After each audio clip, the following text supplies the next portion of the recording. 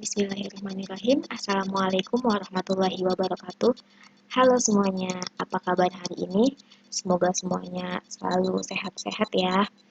Baik, karena kemarin kita sudah mempelajari mengenai indeks elektromagnetik, hari ini kita akan pindah bab, yaitu mengenai rangkaian listrik arus bolak-balik atau yang biasa disebut dengan arus AC, yang kepanjangannya dari alternating current. Dalam bab ini banyak sekali bahasan yang akan kita bahas. Namun pada pertemuan kali ini kita akan membahas 5 pembahasan dulu. Yang pertama yaitu perbedaan arus AC dan DC. Yang kedua nilai sesaat yang terdiri dari arus sesaat dan tegangan sesaat. Yang ketiga ada nilai maksimum yang terdiri dari arus maksimum dan tegangan maksimum. Yang keempat, nilai rata-rata yang terdiri dari arus rata-rata dan tegangan rata-rata. Dan yang kelima, nilai efektif yang berisi tentang arus efektif dan juga tegangan efektif. Baik, kita mulai yang pertama, yaitu perbedaan rangkaian AC dan DC. Kita akan membahas mengenai listrik DC dulu, atau yang sering disebut dengan listrik searah ya, atau direct current. Kita lihat sebuah rangkaian ini, baterai yang dihubungkan dengan sebuah resistor. Arus yang mengalir hanya dari positif ke negatif ya. Kalian sudah pernah mempelajari ini sebelumnya. Nah, karena di listrik DC ini, tegangan listriknya bernilai tetap dan tidak bergantung dengan waktu.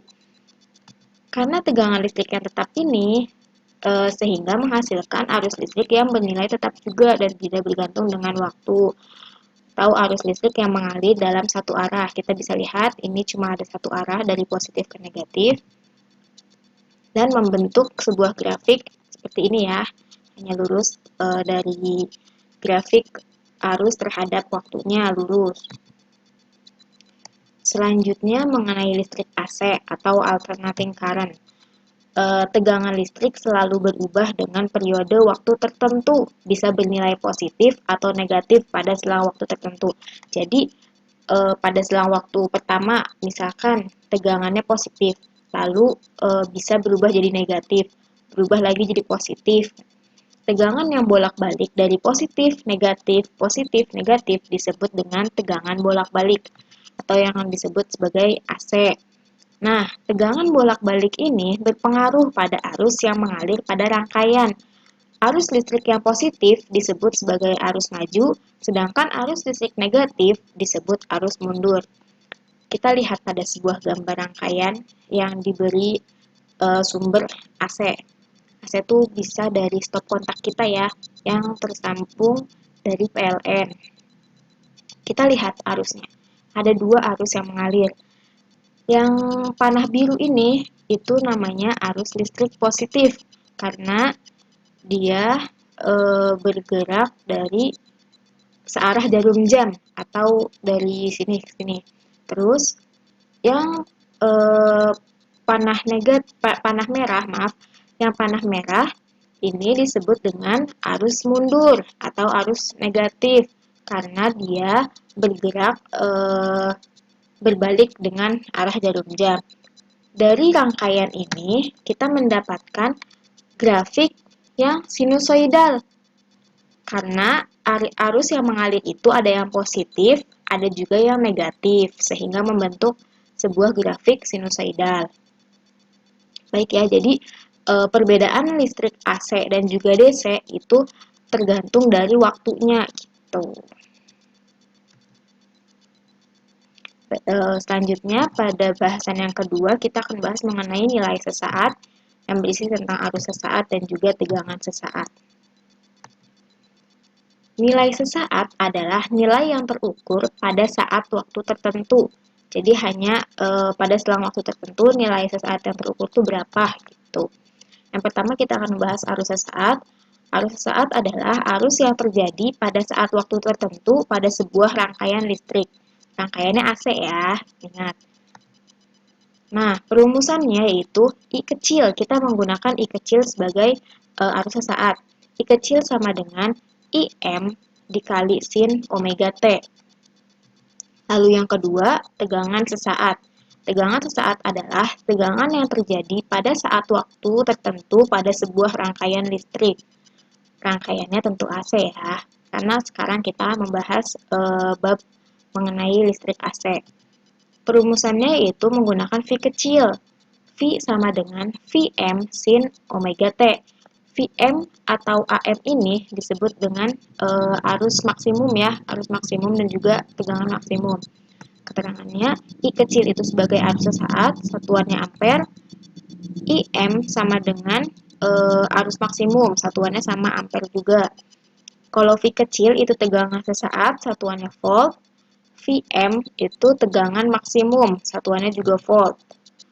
Omega itu frekuensi sudut, satuannya radian per sekon, dan T yaitu waktu, satuannya S. Selanjutnya mengenai nilai maksimum. Di sini akan membahas arus maksimum dan juga tegangan maksimum. Nilai maksimum adalah nilai tertinggi yang terukur pada saat waktu tertentu. Yang pertama, arus maksimum itu IM, karena sebelumnya kita sudah membahas, sudah masuk ke dalam perumusannya. IM itu untuk arus maksimum, yaitu arus tertinggi yang terukur saat suatu komponen elektronik dialiri listrik AC. Lalu, untuk tegangan maksimum atau Vm, itu tegangan tertinggi yang terukur saat suatu komponen elektronik dialiri arus listrik AC. Lalu dari nilai maksimum ini ada hal penting yang harus kita ketahui bahwa arus maksimum dan tegangan maksimum nilainya bervariasi bergantung pada frekuensi sumber listrik AC dan komponen elektronik yang dilewati listrik AC. Jadi tergantung dengan komponen elektroniknya yang dipasang pada rangkaian itu. Lalu untuk nilai sesaat dan nilai maksimum listrik AC dapat diukur dengan menggunakan osiloskop ya. Ini gambar osiloskop untuk mengukur nilai sesaat dan nilai maksimum pada arus dan tegangan AC. Selanjutnya mengenai nilai rata-rata. Di sini juga kita membahas arus rata-rata dan juga tegangan rata-rata. Nilai rata-rata adalah